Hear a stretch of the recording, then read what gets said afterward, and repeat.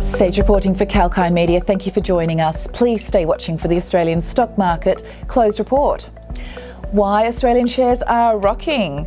ASX 200 index was up nearly 73 points towards the close of session on Monday. Aussie stocks show a dividend revival from the pandemic as several companies have not declared dividends but raised as well. JB Hi-Fi today raised its interim dividend by around 81 cents. Consumer stocks touched further highs as markets await earnings.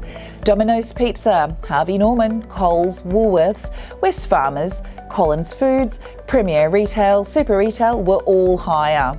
ASX 200 movers on the upside were materials, consumer discretionary, energy, telecommunications, information technology, healthcare and financials.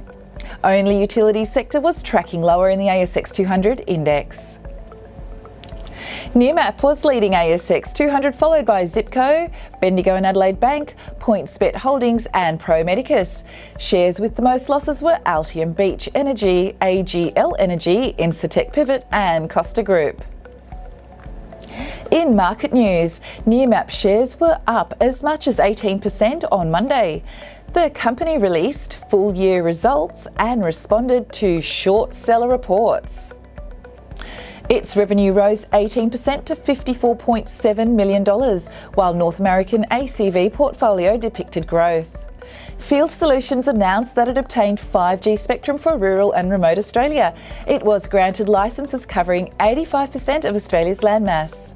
The company is targeting to commence 5G services in the next 6 months.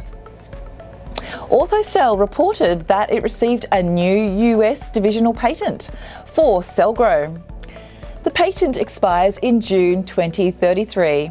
Previously, CellGrow patents have been granted in Singapore, USA, China, Japan, Canada, Europe, Australia and New Zealand.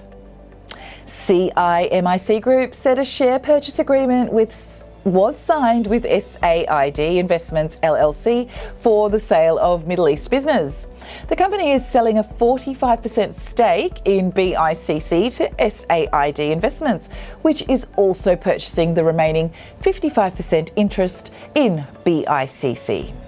Thank you for watching. Sage here reporting for Kalkine Media.